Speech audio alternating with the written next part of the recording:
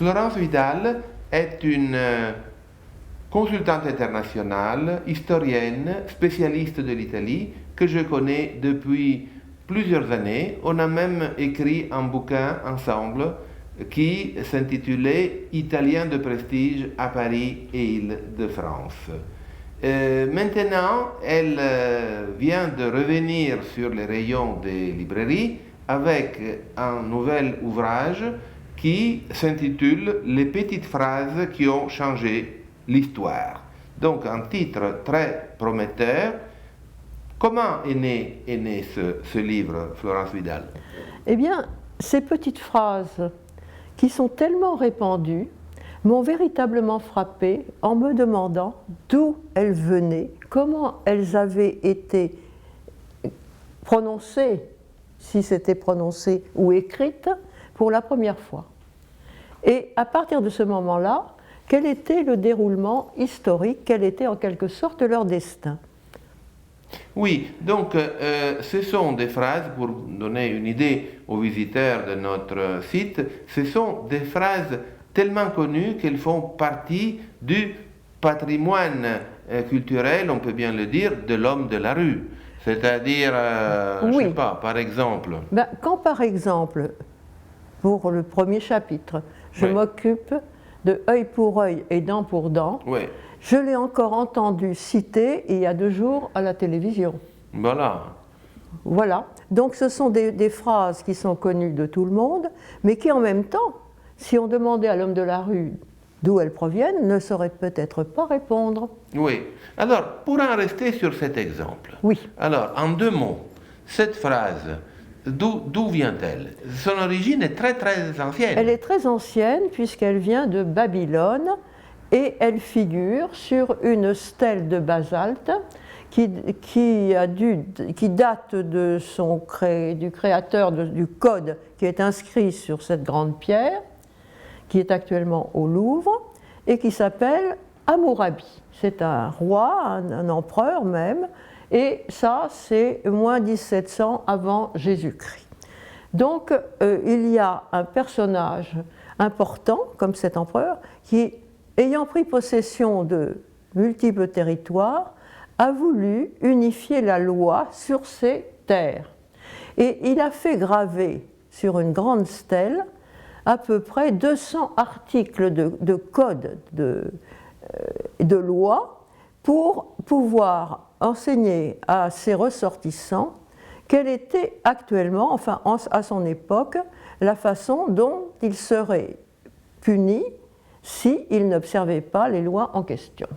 Donc il y a déjà une idée, et ça c'est très intéressant, de rapport entre le délit et la peine, et puis le fait qu'avant on faisait n'importe quoi, et lui il veut qu'il y ait une compensation entre le fait délictuel produit et la punition, et le châtiment. Par contre, la chose que j'essayais de communiquer à ceux qui nous regardent, c'est que ce livre n'est pas axé uniquement sur Hammurabi, ni sur cette phrase « œil pour œil, dent pour dent », mais sur beaucoup d'autres petites phrases tout aussi célèbres. Alors, je citais Aléa Jacques d'Este, mais aussi « aimez-vous les uns les autres », la phrase de l'Évangile que tout le monde connaît. Et pourtant, elle tourne la fameuse phrase qu'on attribue à Galilée, qui avait abjuré et qui, en sortant du tribunal, aurait, je répète encore, je souligne ce conditionnel, aurait prononcé cette phrase pour exprimer toute sa perplexité et sa tristesse d'avoir été obligé à renoncer aux résultats de ses recherches. Une autre phrase, les hommes naissent et demeurent libres et égaux en droit. C'est plutôt né dans un contexte français, mais bien évidemment, c'est répandu dans le monde entier. Enrichissez-vous, la fameuse phrase de Guizot, Oui. c'était la naissance même du capitalisme financier. Voilà. Oui, Prolétaires de tous les pays, unissez-vous, la phrase qui se trouve dans le manifeste du Parti communiste signé par Marx et Engels. Mais là, vous avez aussi cité des documents qui prétendent qu'en effet, il y aurait eu une sorte de plagiat. Hein, donc, oui, les historiens estiment que d'une part, la première phrase, c'est-à-dire prolétaires de tous les pays, unissez-vous, aurait figuré dans une revue d'un groupe socialiste ou communiste révolutionnaire qui s'appelait la Ligue des Justes et qui publiait un document. Bon, mais ils l'ont récupéré. De même qu'on estime que peut-être, vraisemblablement, le texte du manifeste communiste a été largement inspiré par un texte de Victor Considérant, et donc je l'ai placé en annexe et le lecteur peut juger. Voilà. Si, en effet, si je pense à combien ce texte était regardé et lu avec un sentiment admiratif il y a quelques décennies, le mur de Berlin est tombé, oui. Et maintenant on peut même reconstituer son histoire en considérant que peut-être il s'agit d'un plagiat. Enfin, pauvre Marx, sauf que des Japonais... va se retourner dans sa tombe. Oui. Des Japonais ont fait une BD sur la vie de Marx. Bon, il est toujours là, mais plus de la même façon, disons. Mais alors, d'autres phrases qui sont présentes dans ce livre, et pour chaque phrase, il y a toujours la reconstitution de ses racines, son histoire, avec une petite bibliographie. Du sang, de la sueur et des larmes, Churchill au moment de la Deuxième Guerre mondiale. Là aussi, vous reconstituez les sources d'inspiration. Là, il ne s'agirait pas de plagiat, mais il s'agirait de la possibilité qu'un grand leader politique lise quelques textes avant de ou alors il les a inscrits, prononcer son discours. Il les a inscrits dans sa mémoire. Et à ce moment-là, on se trouve en mai 1940, il doit prendre position alors que la déroute des Français est extrême, il doit prendre position sur ce que va la stratégie de l'Angleterre. Et l'Angleterre, à ce moment-là, n'est pas très sensible à ce qui se passe sur le continent, et il faut qu'il mobilise en quelque sorte ses concitoyens. Il doit non seulement mettre en place un ministère de la Défense, un ministère de la Défense et puis des usines d'armement. Enfin, il a un travail gigantesque sur les bras et il doit constituer un discours mobilisateur. Et je pense qu'à ce moment-là, il fait appel à une phrase ou à des phrases qui, dans sa mémoire, l'ont énormément frappé parce qu'elles étaient très fortes. Oui, pour les italophones faisant partie de notre public, on peut rappeler lacrime et sangue. Ça, c'est la synthèse qu'on fournit généralement en langue italienne de cette phrase mobilisatrice de Churchill.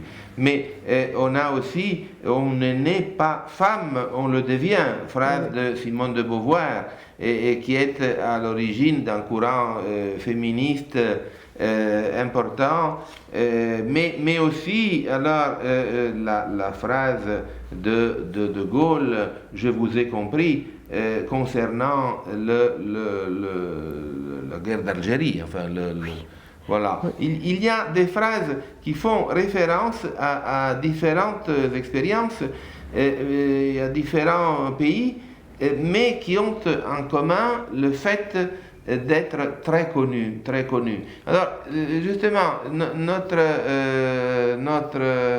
site s'appelle l'Italie en direct. Il me semble juste de faire référence d'une manière particulière à des personnalités italiennes qui sont non seulement citées, mais dont vous racontez un peu le parcours dans ce livre. par exemple, Galilée ou Jules César. Jules César, alea iacta est, on dit ça, c'est la lecture du latin en italien, alea jacta est en français. Et alors, c'est la traversée du Rubicon. C'est la traversée du Rubicon, c'est-à-dire on a un personnage immense, hein, qui est ce César, d'abord un jeune homme extrêmement doué, très cultivé, qui parle aussi bien le latin que le grec, et qui, à un certain moment, veut se lancer en politique. Alors, pour se lancer en politique, il ne suffit pas d'avoir quelques idées ou d'avoir des gens de son parti. Il est d'un parti qui s'appelle démocrate à l'époque, qui s'oppose aux aristocrates. Il faut aussi trouver des ressources. Il trouve des gens... Parti démocrate. Obama n'était pas de la partie. Non, il n'était pas là ce jour-là. Mais il faut trouver des financements. Il finit par en trouver. Il faut être désigné à des postes élevés, il arrive à le faire de cette manière. On ne sait pas toujours comment ça s'est passé, ou plus exactement, on le sait, il y a eu des concussions par-ci, par-là, mais enfin ça se fait toujours, je crois. Ce n'est pas uniquement marqué de l'époque. Et en tous les cas, lui, il arrive, il a tout pour lui, hein. Il est un homme politique, il est un militaire, remarquable. Il est même un écrivain. À ses débuts, il écrit... Je dirais même un grand écrivain. Il est un grand écrivain. Oui. Il est un grand écrivain. Il a le sens de la formule. Ses livres sont toujours vendus, aujourd'hui même. Hein. Ils ont été lus par tous ceux qui comptaient et toute personne qui avait envie de comprendre, d'une part, quelle était la psychologie de César et d'autre part, quelles étaient ses méthodes stratégiques en politique et en art militaire. Donc on a affaire à un très grand personnage. Alors il a été le vainqueur de la guerre des Gaules et là il veut rentrer à Rome et se faire élire.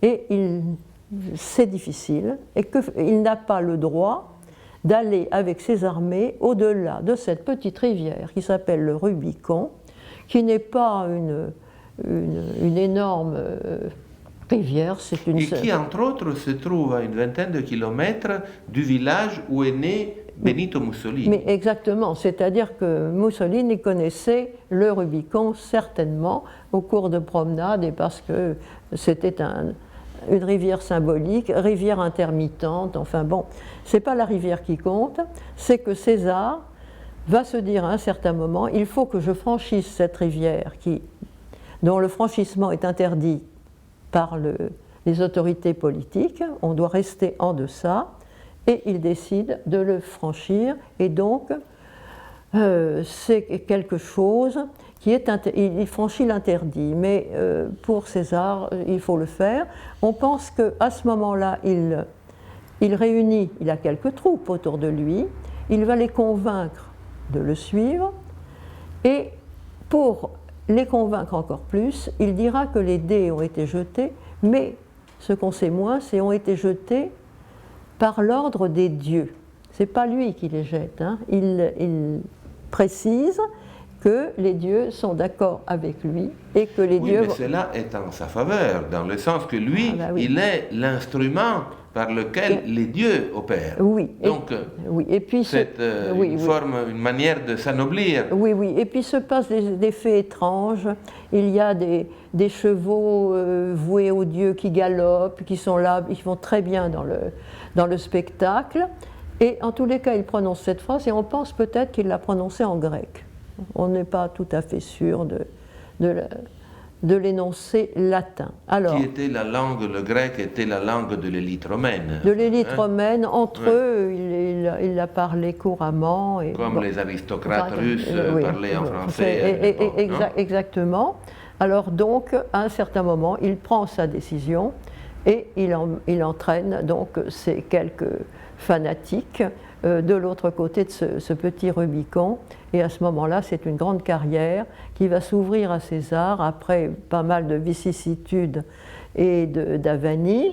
Puisqu'il va falloir évacuer Pompée, il va falloir prendre sa place. Mais à partir du moment où il y aura une prise de pouvoir, eh bien, donc César va devenir le maître non seulement de Rome, mais de l'Empire romain, qui n'était pas une petite chose à l'époque, hein, qui allait jusqu'en Syrie, en Angleterre, en Espagne, et qu'il fallait organiser, parce que c'était...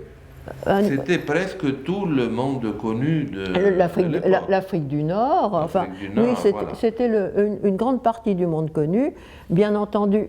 Alors, ce qui le tentait, parce qu'il voulait être un nouvel Alexandre, c'était d'aller en Perse et en Inde, et c'est là où il a peut-être commis une faute, parce que même ceux qui le suivaient et ses adeptes n'étaient pas d'accord, pensant que là, il allait trop loin, dans tout le sens du terme, au sens géographique et même au sens symbolique, que si on occupait des territoires perses, comme l'avait fait Alexandre, on allait orientaliser Rome, et pour ces raisons idéologiques et politiques, ses suiveurs ne le voulaient pas.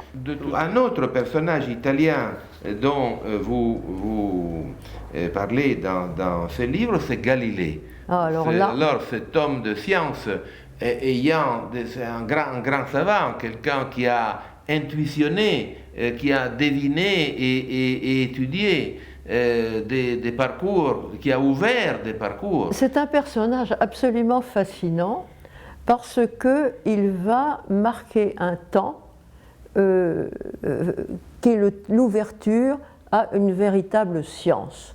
Lui, à la fois, il est un scientifique fondamental, mais aussi un scientifique d'expérimentation. C'est-à-dire, on le voit en train d'inventer de nouveaux outils. Il met au point la lunette qu'il n'a pas inventée, mais il l'améliore. Il invente des compas, il invente des quantités d'instruments, ce qui lui vaudra d'ailleurs d'être tout à fait reconnu quand il s'installe à Padoue. Parce que les Vénitiens sont des gens très pratiques, et ils lui ont donné une chaire de mathématiques, mais il les intéresse surtout par tous les instruments qu'il imagine. Puis alors, il va être un nostalgique de la Toscane. Il aurait mieux fait de rester à Venise, pense-t-on, parce que là, dans une période d'excitation religieuse, Venise avait décidé qu'on resterait calme, et que la Sainte Inquisition, parce on était en période de contre-réforme, devrait être remise à sa place. On n'allait pas chez un citoyen vénitien, quand on était un inquisiteur, on n'y allait pas tout seul. Venise obligeait l'inquisiteur à être accompagné par un notable de Venise, ce qui changeait les choses. Mais Galilée a envie de retourner en Toscane. Il est invité d'ailleurs par Côme de Médicis, on lui promet monts et merveilles, et puis surtout, il va pouvoir se consacrer entièrement aux aspects théoriques. Parce qu'à Venise, il gagnait bien sa vie, mais on lui demandait trop de prouesses techniques. Et alors là, c'est là où ça va se gâcher, parce que notamment, il publie Galilée. Il ne se contente pas d'écrire des formules. Hein. Et là, il va publier un livre qui va mécontenter le pape Urbain VIII. Et on ne mécontente pas le pape. Et le pape va donc ordonner que l'on fasse un procès à Galilée pour ses vues abominables en matière d'astronomie, puisqu'il a hérité des vues de Copernic, et il met le soleil au centre du monde. Et pour l'Église qui s'en tient au texte biblique, ça ne va pas, c'est la Terre. C'est une lecture littérale de la Bible, n'est-ce pas? Ah ben totalement. Il considère que si Josué a arrêté le soleil, c'est donc le soleil tourné. Bon, enfin bon. Donc et la Terre était le centre du monde. Et la Terre était le centre du monde. Or, bon, Galilée démontre le contraire. Démontre le contraire, et ça ne se faisait pas. C'était très mal vu, on lui fait un procès avec quantité d'épisodes très douloureux, parce que le pauvre Galilée est très malade à ce moment-là, il est affecté de quantité de maux, dont les rhumatismes, le glaucome, il a une hernie qu'il maintient avec un corset, enfin il ne peut pas se déplacer, mais on l'oblige, on lui envoie une litière pour qu'il vienne à Rome et qu'il soit poursuivi, enfermé, et participe à un procès. Il faut dire que l'Inquisition ne blaguait pas, Non. ne plaisantait pas du tout, et que Giordano Bruno avait été brûlé. Brûlé. Et auparavant, il y avait un misérable qui s'appelait Pompigno qui avait été lancé dans un bac de friture, quasiment. Oui. Ah non, ça plaisantait pas. Et donc, si Galilée n'avait pas abjuré, on ne sait pas s'il n'aurait pas été abominablement torturé. Oui. Il semble que le pape, en plus de l'objectif de combattre l'hérésie, avait aussi des buts politiques plus directs. Oui, on se trouvait dans une période très difficile de l'histoire. Il y avait la peste, il y avait la guerre de 30 ans, qui était une guerre très compliquée en Europe, avec des pour, des contre, des alliances invraisemblables entre les catholiques, les protestants, les uns avec les autres parfois, et que le pape voulait participer diplomatiquement à la résolution des affaires de la guerre de 30 ans. Donc on était dans un contexte hyper politique. Ce procès n'était pas un procès ordinaire d'un apostat ou de quelqu'un qui amenait des théories douteuses pour l'Église. Non, il fallait le condamner. Et alors, il y a eu... Bon, on a laissé entendre... Bon, après Galilée, donc, on le jette par terre dans une espèce de robe de bure, il abjure, il s'en sort, on le met... Il est obligé de résider dans un certain endroit, pas très loin en Toscane. Enfin, il n'est pas dans des conditions abominables. Il est sauvé. Il continue à travailler comme il peut avec des assistants.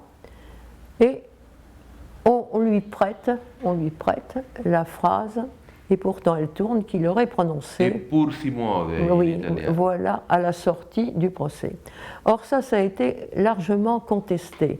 D'abord parce qu'il n'était vraiment pas en position d'énoncer cette hérésie, hein, mais on pense que c'est un critique littéraire italien qui, après une vie tourmentée, partant en Angleterre, établit un catalogue des grands hommes de l'Italie. Et dans le récit, dans la biographie de Galilée, il le lui fait dire. Bon. Et c'est cette version-là qui a été disséminée en Europe. Et là, donc, ce critique a eu beaucoup de succès. Mais plus récemment, on a retrouvé dans les archives du Vatican un texte très curieux montrant qu'il y avait des lettres anonymes contre Galilée, l'accusant d'hérésie protestante, mais en plus d'avoir été un acteur pour douter du transfert de l'hostie, du pain en corps du Christ, ce qui était très très grave. Mais comme le pape, semble-t-il, ne voulait pas se lancer dans cette affaire, il a préféré, alors là on aurait eu un procès, un peu genre procès de Moscou, pour camoufler d'autres aspects beaucoup plus difficiles à mettre en œuvre. Donc là, disons que la papauté cherchait l'occasion de donner la preuve de sa force politique aussi, face à ses alliés actuels et potentiels.